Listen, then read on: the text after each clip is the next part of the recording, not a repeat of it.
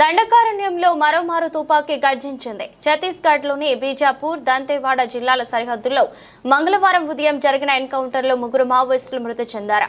మృతుల్లో Dandakaranya special zone committee సభ్యుడు Sudheer alias Sudhakar alias Murali alias Ankeshwarapu Sarayya ఉన్నారు. 55 ఏళ్ల వయసున్న సారయ్య స్వస్థలం వరంగల్ జిల్లా కాజీపేట మండలం తలరాపల్లి.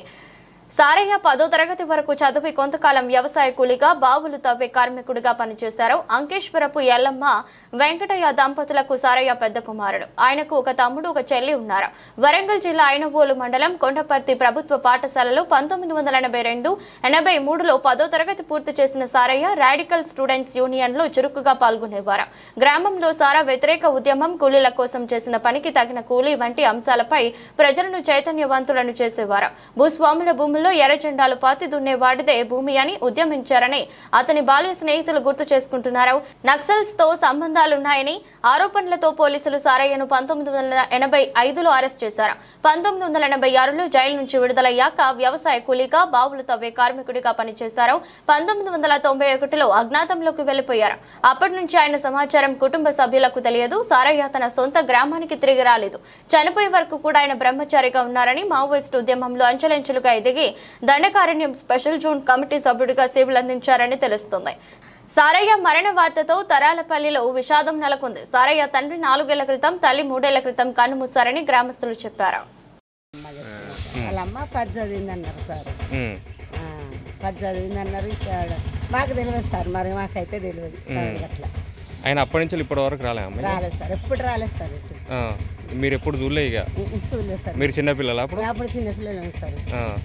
ఆయన ఎందాక చదువుకున్నాడు సార్? మరి ఏమో 10 అన్నారు సార్. మరి చదివిందని అన్నారు. వాళ్ళ అమ్మ చెప్పేది మాకు. ఎక్కడ తరాలపిల్ల అప్పుడు స్కూల్ ఉన్నదా? ఇక్కడ 7 దాకానే ఉన్నది సార్ అప్పుడు. ఎక్కడ తరాలపిల్ల 7 దాకా, 7 వరకు.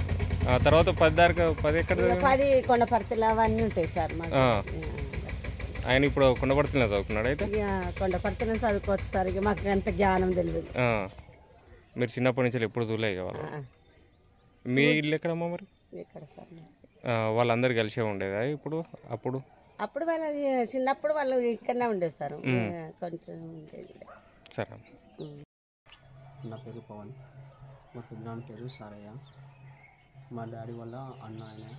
నాకు మా డాడీకి పెళ్ళి కాకుండా ఆయన పోయింది.